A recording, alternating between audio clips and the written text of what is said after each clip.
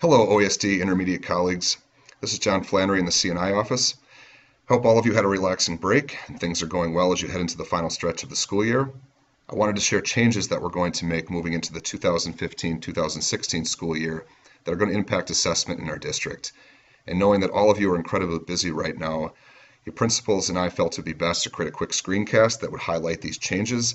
But know that next week your reading specialist will be coming into Common Plannings to share specific details and to answer questions. If I was in the teaching role or position right now in our district, I'd ask why the need for change. As you know, prior to the 2012-13 school year, our district brought in the Measure of Academic Progress, or the MAP test, as a universal screening tool.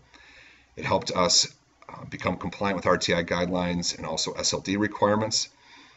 But we also had at that time continued to use Columbia assessments, and we moved into F&P assessments. So we had a number of different things happening in our 5th through 8th grades.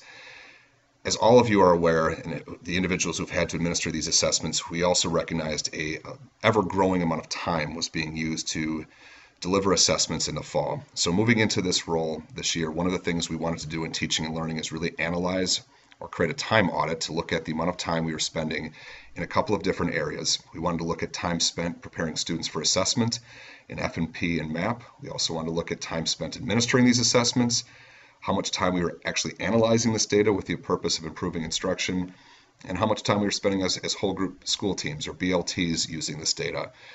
And the first screen that you're looking at right now was some of what we uncovered. So this is a summary that I shared with reading specialists, psychs, and principals. The 5th and 6th grade level, as you see, we had teachers at each grade level, and we had a variety of teachers, veteran, new staff, so we could get a sample. Anywhere between 11 and 31 hours was being spent in the fall on F&P assessment alone. In 7th and 8th grade, the number dropped a bit, but we still looked at between 12 and 18 hours depending on the individual. And we didn't find any correlation where we looked, where it was more hours spent with new staff. We had veteran staff spending great amounts of time, and we had new staff spending great amounts of time. But what we uncovered, as many of you have been aware of, is that we are spending a vast amount of time administering the assessment, but yet what we were actually gaining from it was something that maybe wasn't as dominant. So one of the things we did this year behind the scenes, our principals, our reading specialists, and our psychs, we met with Dr. Scott Peters, a psychometrician from UW-Whitewater, one of our state's leading minds around assessment and effective use of those practices. He helped us conduct this audit, but he also helped us really analyze our data. One of the things that we wanted to look at was the correlation between F&P and MAP. And could we make some decisions that would allow us to use MAP the way that we've created, which is our universal screener, and then also reposition F&P to be the formative assessment tool that it's really meant to be able to be used when teachers need it to make sound instructional decisions for kids. And so based on his work, I just want to give you another quick summary sheet that we used. This is overall findings, that correlation, and I'm not going to pretend to be a psychometrician, but in my ignorant understanding, 1.0 is perfect. What Scott shared with our leadership team based on his review of our fall F&P and MAP data that was entered into Skyward is that we have a 0.9 correlate between F&P and MAP, the K8. That's an overall correlation. It is very strong at the 5th through 8th grade level. It gets a little bit less as we move into kindergarten, as you see on the screen.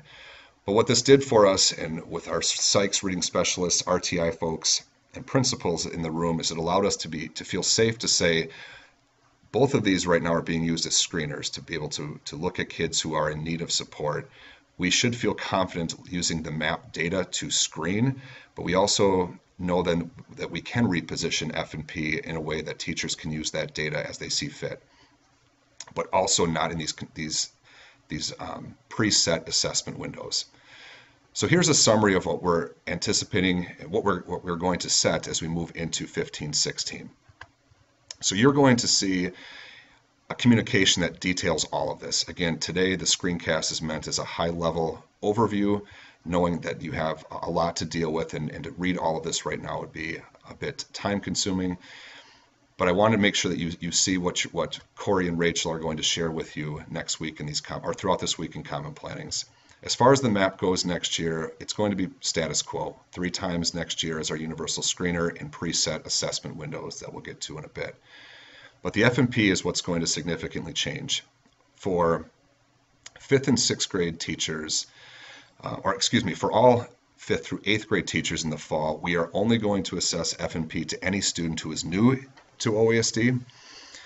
We're also going to allow teachers the ability that if you feel like there is a student who is coming in 5th grade, student who's coming in the fall 6th, 7th, or 8th grade, who you may feel like you need some more information on, because an intervention was recommended in the spring, from the spring, you are more than welcome to conduct an F&P, as it provides that information that you might not just get out of a map. But we're not going to have a window for all kids. If a teacher desires to use the F&P data for SLO purposes, you are more than welcome to target a subgroup and to deliver that F&P to that subgroup to allow you to track progress over the course of the year. But as we're going to continue to say and push, is that we want the F&P to use as that formative assessment tool throughout the year as teachers need it. In the winter, F&P is going to be given during a December window to students who have fell below the 24th percentile in MAP during that fall assessment, that we want to monitor progress during that fall intervention window. And again, something Corey and Rachel will share in detail, but it will not happen again for all students, rather the kids who have been in fall intervention. As always, if there are students who are creating a bit of concern for you as a teacher, you're also more than welcome to deliver that assessment as another data point for intervention decisions. In the spring, this is where it's going to change just a bit. In the spring, all 5th through 6th grade students, as we have in the K4, all students are going to be given an F&P. We are going to increase that window, so when you see these dates, it's going to be mid-April through almost the end of May to give teachers more flexibility. But again, the reason that we are maintaining all students in the spring is we still have the majority of our students are not at the end of that alpha chart yet. And we would like to continue to see that growth as we monitor spring to spring growth in our district. But again, all reading specialists should be available to help in that. If you do have a Z reader, which is why it's highlighted on this, that's been a question that's come up countless times this year. If I have a 6th grader or a 5th grader who happens to be reading at a Z level, we just ask you to contact your reading specialist or RTI coordinator, as each case-by-case basis will be discussed, and that student may be exempt from the F&P in the spring based on what they've been showing. We're not going to give the F&P in the spring to 7-8. As a result, we have a number of those students who have already been at the end of that, and the rationale as well is that we're not using that data moving into 9th grade. As always, if there are students who have been in intervention or students who have causing concern for teachers, you are more than welcome to use that data or that assessment tool to create that data. As we move down into this communication, you're going to see a number of frequently asked questions and responses. This is a place that Corey and Rachel will draw from. They are skilled in answering these decisions. We've been through this a number of times over the last month or so. So please ask, and if there's any questions they cannot answer, please bring that back to me. The final document that will come in that change will be our 15-16 assessment calendar or assessment windows. Please pay attention to this. With Corey and Rachel, they'd be happy to walk through this with you. But again, that's for your understanding. One of the things that you're going to see is our work in on-demand. And one of the things that we're going to do moving to next year as well is that we're going to recommend that all 5-8 teachers utilize the on-demand assessments, the pre and post, as instructional strategies to support student learning, as stated in those writing units of study texts. So you're going to look in the assessment portion, the getting started assessment portion, and we're going to use it the way that, again, it's intended. It's recommended that teachers continue to infuse that into content areas, and we share that instructional responsibility. It's something, again, Corey and Rachel will walk through with you, but we are not going to have these predetermined windows and looking at this as a benchmark screener. We know that we have to work on our writing assessments. It's not something that we have in place right now, and as we're trying to build that, we're not going to have you take all of this time and on-demands if it's not being used the way that we need it to. So as we speak right now, we're also going to share with you that this spring, we are not going to ask that our 5-8 teachers conduct an on-demand with the purpose of putting it into Skyward.